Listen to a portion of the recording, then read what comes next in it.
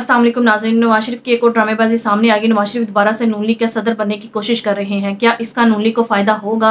क्या नवाज शरीफ दोबारा से एंटी एस्टेब्लिशमेंट का बयानिया बनाने की कोशिश कर रहे हैं? इस पर आसिफ करमानी बरस पड़े। आइए पहले उनकी गुफ्तगू सुनते हैं, इस पर बात करते हैं। PMLN में एक लीडरशिप, पार्टी में एक लीडरशिप का चेंज होने जा रहा है और मियां नवाज शरीफ साहब जो हैं वो सदारत का ओहदा संभालने जा रहे हैं। और किरवानी साहब उसके साथ साथ यही खबरें हैं कि तमाम तर जो ओहदे हैं वो पूरी बेसिकली एक नई टीम आ रही है PMLN। इससे क्या आपको ये लग रहा है कि पार्टी थोड़ी सी डायलॉग के हवाले से एस्टेब्लिशमेंट की पोजीशन से हटकर और इमरान खान साहब की डायलॉग की पोजीशन की तरफ मूव करेगी? मैं यहाँ अर्ज करना आपके प्रोग्राम की वसासत से जरूरी समझूंगा कि मैंने 2022 में जब PDM की गवर्नमेंट थी तो मैं लंदन हाजिर हुआ, अपने एक ऑफिशियल विजिट पे जाना था, तो मैं मियां साहब की खिदमत में हाजिर हुआ। वहाँ और लोग भी बैठे हुए थे इस बातचीत के, तो वहाँ मैंने मियां साहब को जहाँ और बातें कही तो वापस आके भी मैंने उन्हें मैसेज किया कि देखिए हम इलेक्शन हार चुके हैं, ज़िमनी इलेक्शन 20 में से 15 सीटें हम लूज कर गए थे, अगर आपको याद हो 2022 में जुलाई में। तो बेहतर होगा कि आप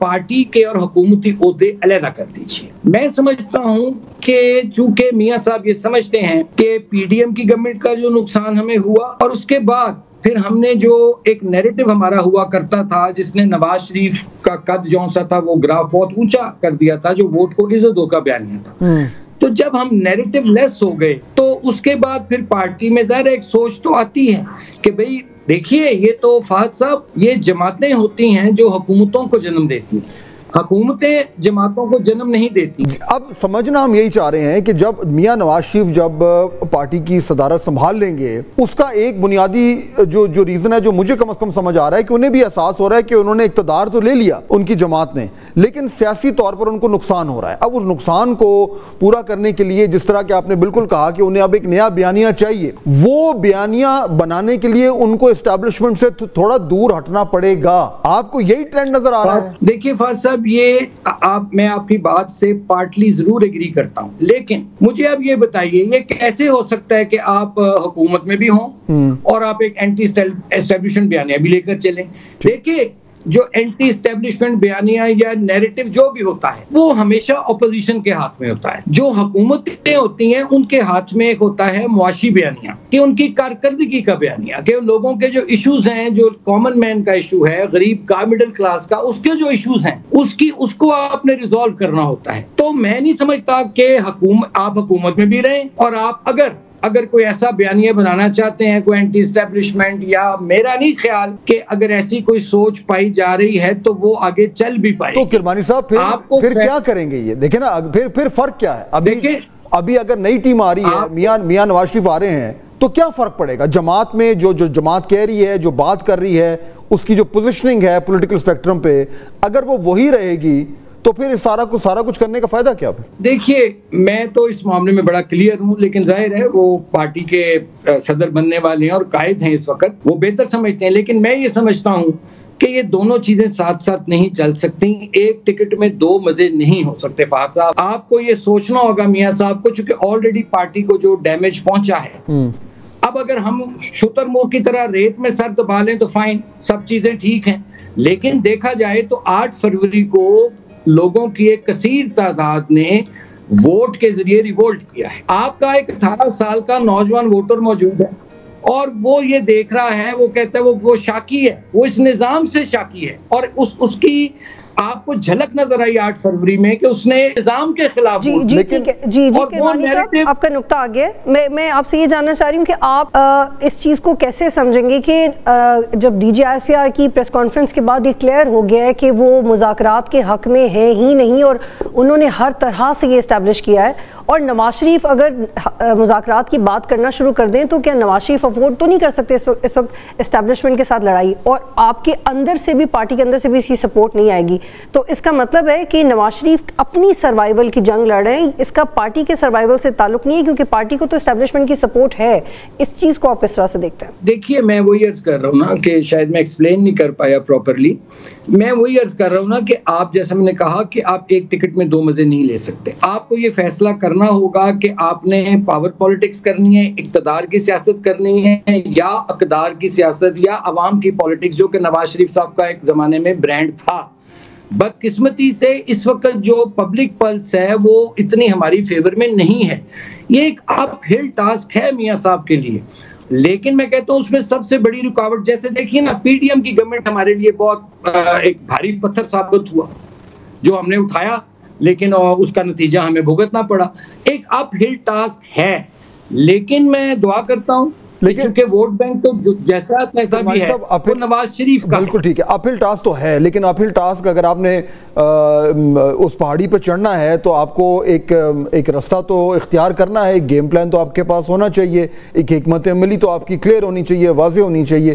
اب اس وقت اگر میاں نواز شریف جو ہیں وہ اتنا بڑا قدم اٹھا رہے ہیں اور وہ کہہ رہے ہیں کہ جی میں پارٹی کی صدارت سنبھال کر اور میں پارٹی کی جو سیاسی ساکھ ہے اس کو بحال کروں گا, تو اس کے لیے کیا گیم پلان ہو سکتا ہے, وہ کیا کر سکتے ہیں؟ ان کی جماعت کے پاس اس ٹائم سپیس کتنی ہے؟ کیونکہ آپ صحیح کہہ رہے ہیں کہ جب آپ حکومت میں ہوں تو پھر آپ کے پاس اتنی سپیس ٹو منور نہیں ہوتی. میں سمجھتا ہوں جی کہ وہ سپیس جو ہمیں ایک زمانے میں اویلیبل ہوا کرتی تھی وہ اب اتنی سپیس ہمیں اویلیبل نہیں ہے.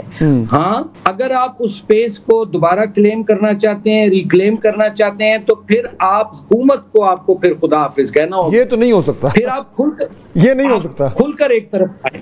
یہ تو پاسبل نہیں ہے کہ کیسے اپنی پنجاب اور وفاق کی حکومت نہیں چھوڑ سکتے, یہ تو سوال ہی پیدا نہیں ہوتا. نہیں, آپ دیکھیے مرکز میں تو آپ کو مرکز میں تو سمپل میجورٹی تک نہیں ملی, آپ مرکز میں تو حکومت زبردستی آپ کو دی گئی یا لی گئی. چلے وہ تو اب ہو گیا, اب تو ہو گیا, اب کیا کریں, پھنس گئے. بیسیکلی آپ یہ کہہ رہے ہیں میں نے تو عرض کیا ہے کہ آپ کو مرکز سے پھر دستبردار ہوں. آپ کا جو فورٹریس ہے, جو آپ کا قلعہ ہے, جس میں اگر شگاف نہیں پڑا دراڑیں ضرور پڑی ہیں, اس کو پر کرنے کے لیے پھر میاں صاحب کو تمام فوکس جون سے ہے پنجاب میں. دیکھیں نا کتنی بدقسمتی ہے کہ جو نواز شریف 2/3 میجورٹی لے کے آتا رہا, چاروں صوبوں میں اس کی حکومتیں بنتی رہی. آپ آج دیکھیے کہ آپ کی جماعت ساؤتھ پنجاب میں کہاں کھڑی ہے, سینٹرل پنجاب میں کہاں کھڑی ہے, اس میں تو کوئی شک نہیں ہے. اور فیصلہ آباد ڈویژن وائپ آؤٹ ہو گیا. اپر نارتھ پنجاب میں دیکھیے. تو کہنے کا مطلب ہے کہ یہ ہو نہیں سکتا کہ لوگوں کے مسائل جو ہیں, مہنگائی ہے, بے روزگاری, غربت, اس میں اضافہ ہو اور آپ حکومت میں بھی ہوں. آپ کیا لوگوں کو جواب دیں گے جی کہ میں آپ کرٹیسائز کریں گے اپنی حکومت کو؟ ایکچولی یہی پرابلم ہے. ناظرین, پوری دنیا جانتی ہے کہ نواز شریف نے پہلے بھی کئی بار اینٹی اسٹیبلشمنٹ کا بیانیہ بنایا اور اس طرح سے اس نے عوام کو بیوقوف بنایا اور عوام اس کی باتوں میں بھی آ گئی. شاید نواز شریف ہمیں حقیقی آزادی دلوائے گا, اس ملک کو آزاد کروائے گا, لیکن عوام کو ہر بار منہ کی کھانی پڑی. لیکن نواز شریف غلطیاں کرتا چلا گیا اور عوام نے پھر بھی 3 بار نواز شریف پر اعتماد کیا اور اسے ملک کا وزیر اعظم بنایا کہ شاید اب یہ شخص چاپلوسی نہیں کرے گا, بوٹ پالش نہیں کرے گا اور اس ملک میں حقیقی جمہوریت لائے گا. لیکن نواز شریف چاپلوسی کرتا رہا, بوٹ پالش کرتا رہا اور ملک میں جرائم بڑھتے چلے گئے. اور خود بھی نواز شریف نے جرائم میں اور کرپشن میں اپنا بھرپور حصہ ڈالا. بجائے اس کے کہ نواز شریف عوام کی مشکلات حل کرتا, بلکہ اس نے الٹا عوام کو ہی لوٹ کھایا اور اپنے خاندان اور اپنی اولاد کو اربوں خربوں کی جائیداد کا مالک بنایا. ناظرین, عوام نے ہر بار یہی دیکھا کہ نواز شریف ہمیشہ اینٹی اسٹیبلشمنٹ کا بیانیہ بناتا ہے اور اس طرح سے یہ زبردستی اقتدار پر مسلط ہوتا ہے, اور جب یہ اقتدار پر نہیں ہوتا تو یہ ڈیل کر کے ملک سے باہر بھاگ جاتا ہے. لہٰذا اب عوام نواز شریف پر 1% بھی یقین نہیں کرتی. لیکن اب نواز شریف دوبارہ سے اپنی پارٹی کا صدر بننے جا رہا ہے. اس کے ساتھ ساتھ یہ بھی خبریں آ رہی ہیں کہ اب نواز شریف دوبارہ سے اینٹی اسٹیبلشمنٹ کا بیانیہ بنانے کی کوشش کر رہا ہے. لیکن نواز شریف کو اس بات کا اندازہ نہیں کہ اب عوام میں یہ چورن نہیں بکے گا, کیونکہ عوام اب ان کی اصلیت جانتی ہے. دوسری طرف آصف کرمانی کا بھی یہی کہنا تھا کہ ایک طرف نون لیگ چاپلوسی کرتی ہے اور بوٹ پالش کر کے حکومت بناتی ہے اور پنجاب اور وفاق میں اپنی حکومت بناتی ہے, اور دوسری طرف یہ اینٹی اسٹیبلشمنٹ کا بیانیہ بناتے ہیں, تو یہ پھکی اب ان کی عوام میں نہیں بکے گی, کیونکہ عوام اچھی طرح سے ان کی اصلیت جانتی ہے. کیونکہ نون لیگ والے عوام کو اب اتنا بھی بیوقوف نہیں بنا سکتے, جبکہ عوام جانتی ہے کہ یہ عوام کا ہی مینڈیٹ چوری کر کے زبردستی اس ملک پر مسلط ہوئے ہیں. لہٰذا اب اگر نون لیگ والے اینٹی اسٹیبلشمنٹ کا بیانیہ بنائیں گے تو پھر عوام کی طرف سے لعن طعن ہی ہوگی. لہٰذا نواز شریف کو چاہیے کہ وہ اپنی غلطیاں اور جرائم تسلیم کرے اور عوام کا لوٹا ہوا مینڈیٹ واپس کرے اور دوبارہ سے سچ میں عوام کے ساتھ مل کر کھڑا ہو جائے, تو شاید عوام اسے معاف کر دے اور نواز شریف کی کچھ بچی کچی عزت بحال بھی ہو جائے. ناظرین, آپ کے اس بارے میں کیا رائے ہے؟ کامنٹ میں ضرور بتائیے گا. اگلی ویڈیو میں ملتے ہیں, تب تک کے لیے اللہ.